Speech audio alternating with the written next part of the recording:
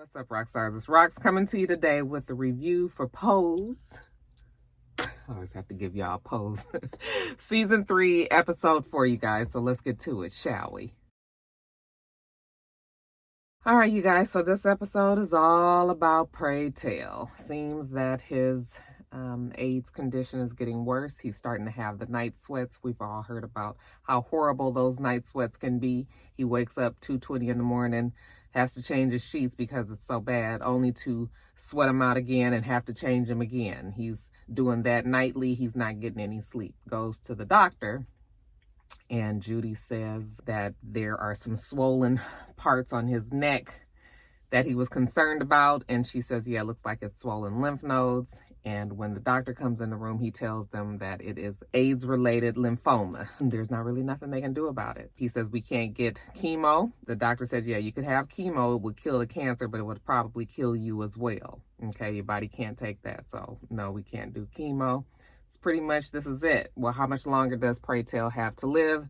6 months. Of course, we see Pray Tell, he is zoned out. My mom told me when she found out that she had cancer, when the doctor came in the room and told her that she had breast cancer, that she felt like she had disconnected from the earth for a little while. She said nothing that he said after that, she couldn't even remember. She was just so, you know, and they didn't tell her at the time that she wasn't going to survive it, because they don't usually tell you that. They usually say, we're going to fight it, we're going to do this, we're going to do that, unless it's just so advanced a stage that they know that the chances are that you will die.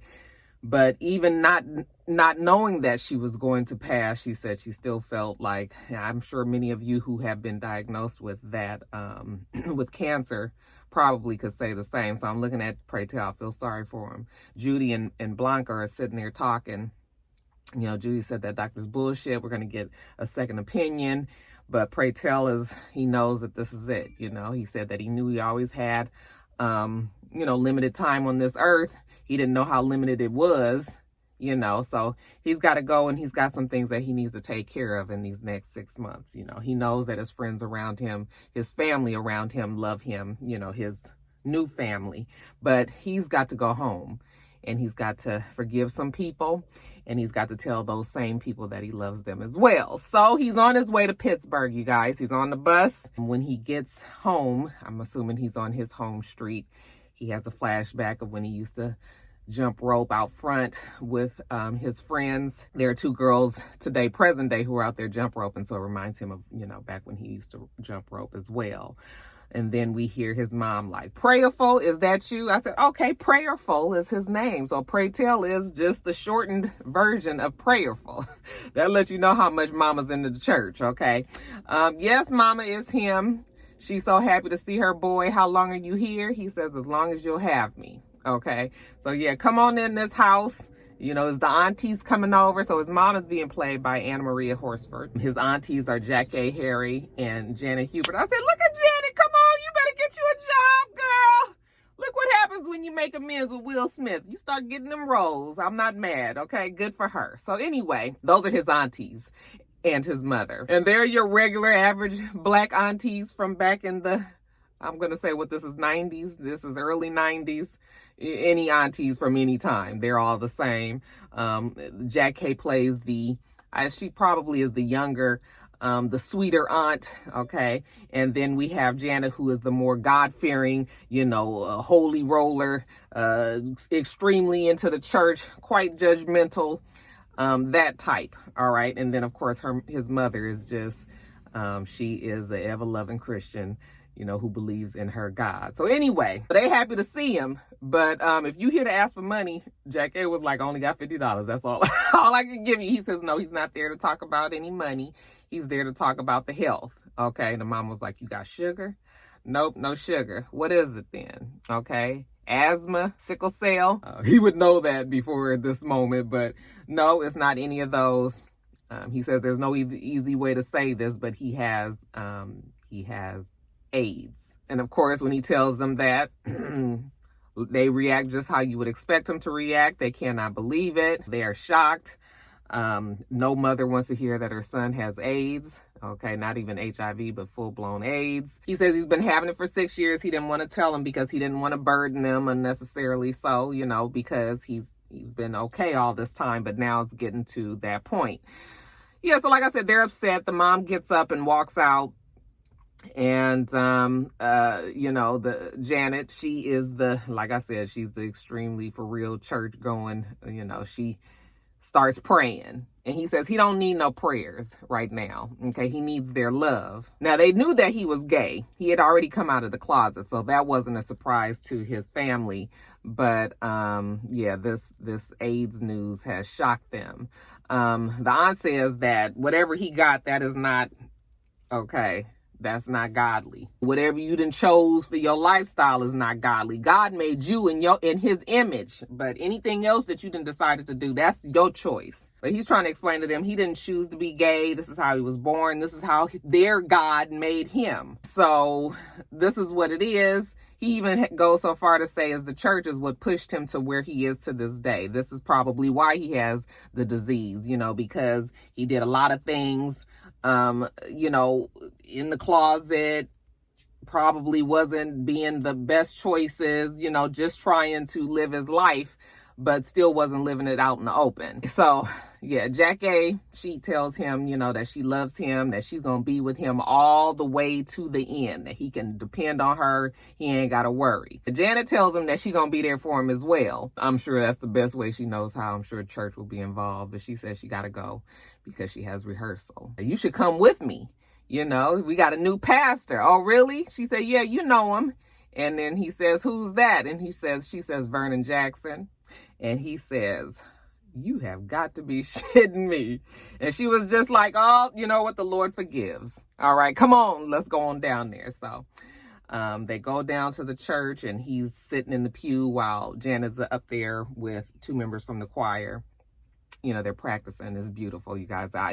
Anytime I hear a gospel song, anytime I hear a well-sung gospel song, it just is just, I'm a sucker for a church scene. I'm a sucker for it, you guys. So they beautiful voices, all of that. Prayerful is in the pew, and while he's sitting there, we see another man walk in behind him, sits down on the pew behind him, and I'm assuming that must be Vernon Jackson. Once they finish singing, they come up, come down the aisle towards Pray Tell, and he's clapping, and then when he's clapping, he hears somebody clapping behind him. He turns around and he sees Vernon Jackson. When Pray sees him, he says, boy, it's been 25 years. It seems that Vernon and Pray were known to be gay back in the day, but since these 25 years, Vernon has turned another cheek, no pun intended.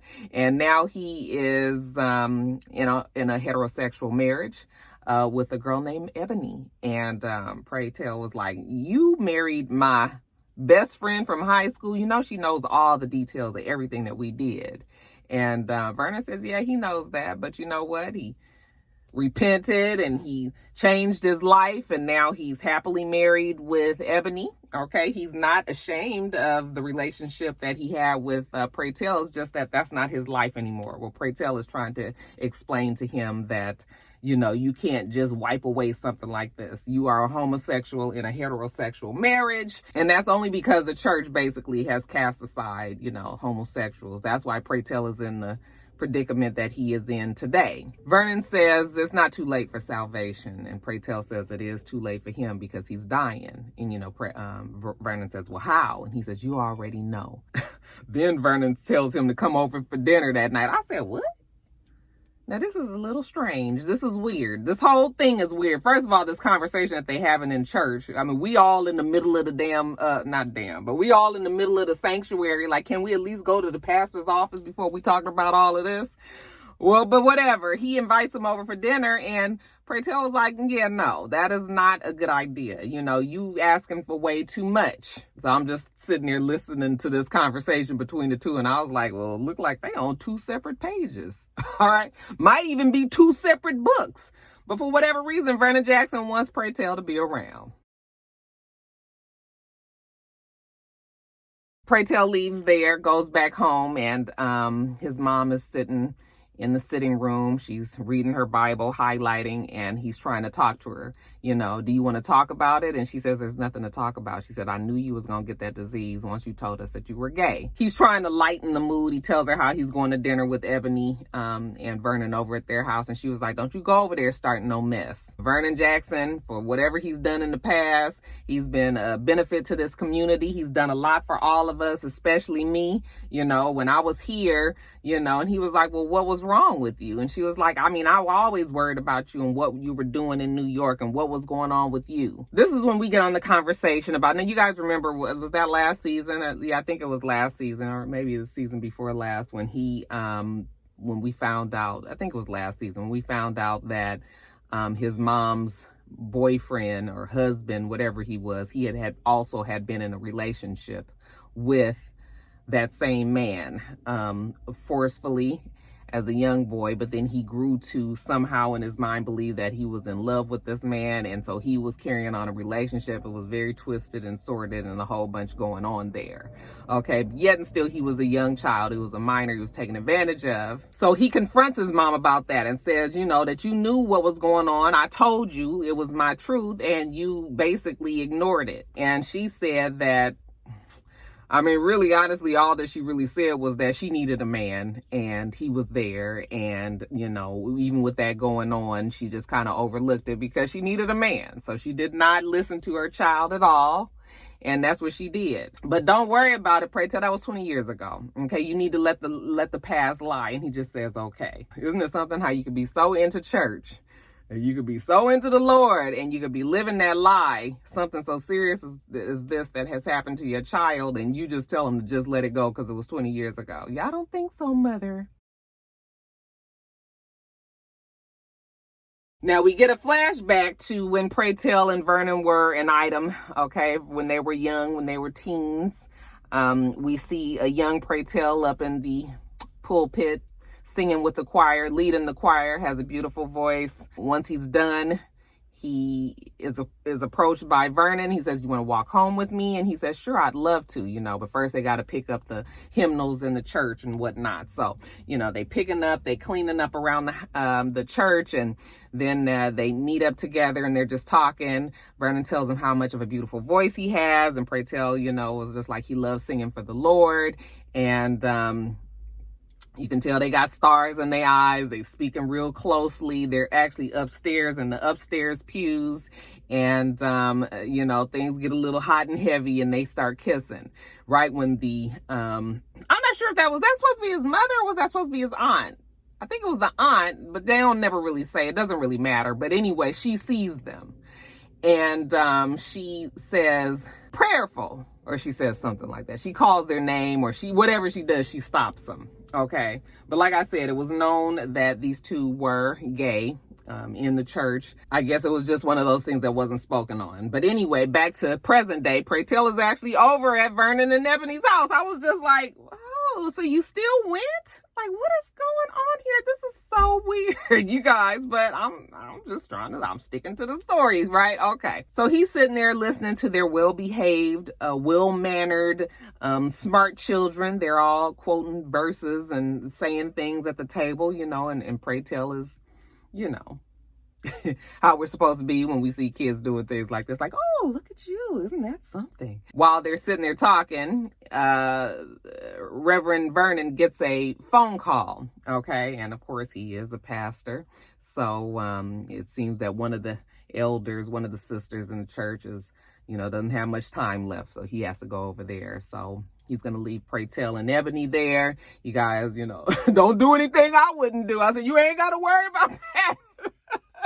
Child. So anyway, it's Ebony and Pray Tell. This was another scene where I was just sort of like cringing, but I was just like, I am just going to go along with it because I said last week that I was just going to appreciate the show for what it was, right? But I just really didn't find this scene believable, or it was not. Okay, let me just tell you guys what happened. So he's talking to Ebony. They're talking about old times, her being a cheerleader, homecoming queen, you know, all of this. Them two, remember, were best friends. So he told her, everything that went on with him and Vernon. You know, like, how could you marry him? You knew everything that was going on. You knew he was a homosexual. Well, she says she believes in the man that he is today. You know, that he's done a lot for the community. He's done a lot for the church, you know. And yes, this is the man that she chose as her husband. She does trust him. He was just like, but you built your marriage on sinking sand. Like, this is not going to work.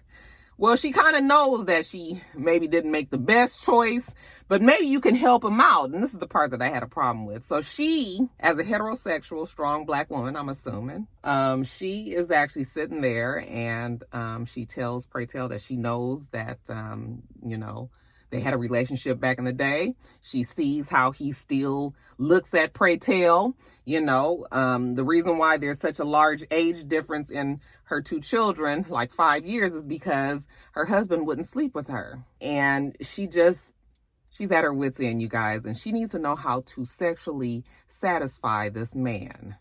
And she's asking Pray Tell to help her. And I was just like, I don't know what world.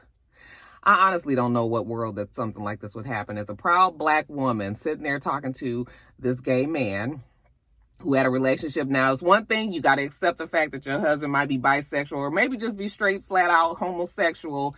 But you've chosen to marry him. That happens, right? It's not unheard of.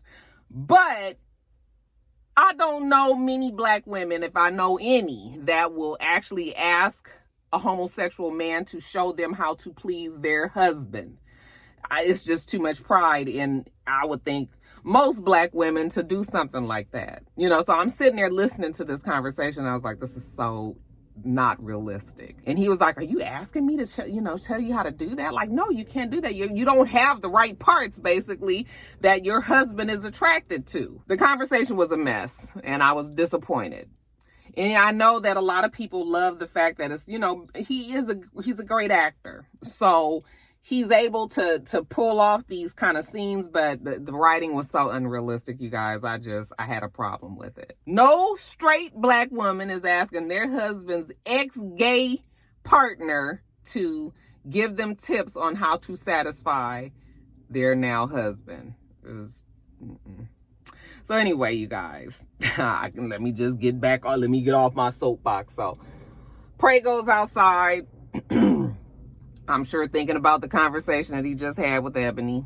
And Pastor Vernon walks up. All right, it's a beautiful night out. You know what? How about we go for a walk? They go for this walk. You know, Pray Tell tells him that the years have been kind to him. He looks good. He is a handsome man. And, you know, he just says, oh, thank you. And he was like, you supposed to say the same about me. Child, this was the other conversation that I was like, this is so, I mean, are we just dealing in reality? Or are we just trying to just stick to the story, and the story might be some fairy tale? Because if we just doing fairy tale, then this is right up the alley. So Vernon tells Pray that he's never stopped loving him. All right. And of course, Pray Tell doesn't want to hear this because it's too little too late. You already married. You got all these kids with this woman. Like, what? You know, he says that he should have gone with Pray. Should have went to New York with him. Yeah, shoulda, coulda, woulda. We all know the song, but you didn't. Life is nothing but a series of choices, right? Good or bad ones. So Pray Tell is reminding him he's married. He has kids, and he just sort of like, I don't care about that. I want to be with you. And Pray Tell says, well, I don't have much longer, you know. I'm only going to be around for about 6 more months. And you know what Vernon says? He says, well, I was there at the beginning. Wouldn't it only make sense that I was there at the end as well? And I was just like, wait a minute now, Vernon. Now you a pastor of a church? You've got a wife and kids? And are you sitting here really and saying that you're about to blow all of that off? Break a whole bunch of people's hearts? Just because you didn't make the right decision for yourself 20 years ago? Very selfish. I understand. Rocky loves love. Y'all know that. But, you know, we also have to think about what our choices, you know, what they can do for do to other people as well. You're about to burn it all down for 6 more months. Pray Tell doesn't tell him that he wants him to come, but he just tells him that he's leaving Sunday at 5 p.m. on the bus. You know, and I guess basically you can be there if you want to be there. You know, he kisses Pray, tells him how much he loves him. He still loves all this. And I was just like, no, You guys, I know you guys might not be happy with me saying that, but it's just, just no. Just no. But whatever, Vernon says he'll be there. 5 p.m. Sunday night after church and has dinner with his family. I guess he gonna get on this bus with Pray Tell. So he goes back home, and the mama was like, you ain't went over there and started no mess, did you? And Pray Tell was like, look, I ain't even got to start no mess over there. It's enough mess going on over there without me. He says, you know what's funny about this whole town with everything that goes on here? You guys all have these secrets. First of all, everybody knows the truth, but everybody act like they don't know the truth. Everybody lying about what's going on around here. Now, he left because it was like that. Everybody lying and all that. He didn't feel safe.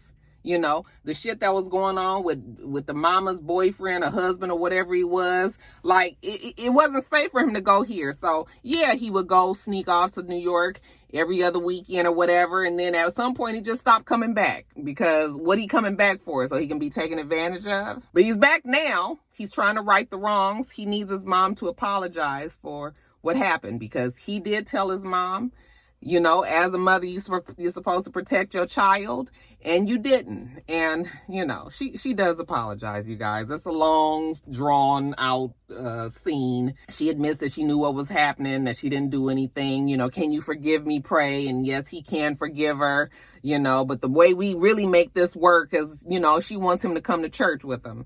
And he said he don't know about that. She says, you believe in salvation, right? And he says, well, he do believe in God, his God, you know. Well, what's your God? What does your God do? So he says his God is loving and kind and forgiving. And you know what? Turns out they got the same God. And that same God is probably going to be at church. So come on to church on Sunday, you know, with your mama, make your mama happy. And after some scoffing, you know he's going to go. So it's Sunday. Mama's dressed up beautifully. Yellow suit, big yellow church hat, sits down. The aunties are there. You know, Jack K is in the pew. His other auntie is up there with the choir. She actually gets up there and she introduces him, says that, you know, they have an old member from way, way back, you know, going to come up and bless, you know, bless everybody with a selection, you guys. And I just told you guys that I'm a sucker. I am a sucker for a church scene, especially if it is well sung. Billy, he has a beautiful voice. It is just beautiful. I just wish that we could have had some of the, it sounded very studio. Like I wish that we could have gotten some church involvement, you know, fed into the sound. So it didn't sound like he was just singing in the studio, but it didn't matter. It did matter though, because it didn't give me that. That was the one thing that was missing in this church scene. Everybody was shouting, you just couldn't hear it. Okay. But it was really nice. And I guess this was like sort of his releasing and letting it go and giving it all to God. Right there, Pastor Vernon, you know, sitting there listening, telling you could tell he was conflicted. He probably was convicted. All of this going on in the pulpit. He has, looks like lunch with his auntie, Jack A. He tells her that he did forgive his mother, okay? And she says, well, can you forgive your auntie? And he was like, for what? And she says, because I didn't protect you back in those days. Even though I don't know how much she could have done because her sisters look like they're very strong-willed. He says it's okay. He forgives everybody. He just wants to leave with a clean conscience. So he's going back to New York. And she said that, you know what, she's going to come to New York, gonna be there in his last few days, like she said, like you're gonna feel the family's presence. I will be there. Then she pulls out an envelope and it's some papers, and she said it's for a power of attorney. You know, she knows that people like him, a lot of times they die, they don't have any family, nobody there to take care of them, you know, take care of their business issues after the fact. But she wants him to sign this paperwork so she can do exactly what she wants him to do. He's touched because that's been his complaint throughout the seasons, is every time they go to these funerals, you know, remember when we saw when they went to that island where they just take a lot of the bodies that don't have families that claim them. He could have very easily, he wouldn't have turned out like that, but it does give him some consolation that he actually is going to have family now that is going to be there, you know, for him, that he actually will be laid to rest the right way. So what do you want? He wants to be cremated. He wants some of his ashes to go in some lockets to give it to, you know, his mom and his auntie. So he's always going to be with them, you know. And oh yeah, There's a bitch named Electra that's going to want to lock it as well. Okay, you tell her, kiss my entire ass. Okay, she will not be getting any. But he's very happy that his aunt has decided to do this. So he signs the paperwork. He told her exactly what he wants. And now he has gotten that settled. So all that's left is to get on this bus with the love of his life and head on back to New York. So he is sitting there. I can hear the little ding, at the beginning. I knew that song was coming. I was like, oh, that means that, you know what, he gonna be free without his man, because Vernon, I guess he had some time to sit and think and talk to his God, and he has decided that he cannot run off with Pray Tell. You know, Pray Tell looked like he was hopeful, but you know what, it's probably for the best. All right, so Pray Tell gets on the bus. And, you know, while he's riding, he rides by his old church. He sees a flashback of him and Vernon talking on the front steps.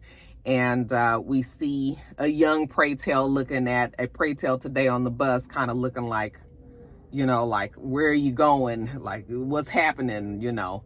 And that's just our signal that it's time for Pray to go on back to his life in New York. So he goes back home and he's with his family in New York and they're having dinner. And life is good for however much longer Pray Tell has it. So that was our episode, you guys. What did you guys think about it?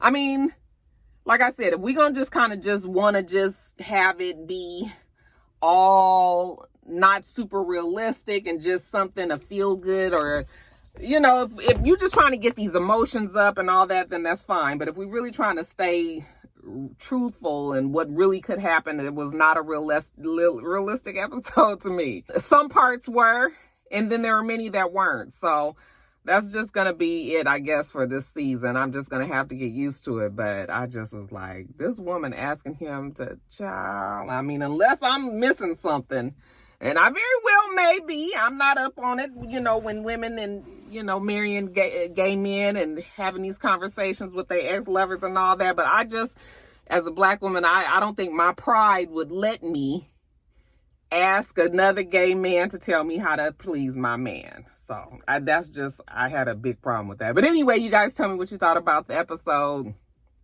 Leave it in the comments below. All right, you guys, let me get on off of here. Make sure that you rate, comment, and subscribe to the channel. I'm itrsrox. The channel is itrsrox, and everything else I'll do will be in the bottom bar. All right. So I hope that you have a wonderful, wonderful rest of your day, and I plan on doing the same. Till next time, rock stars. Goodbye.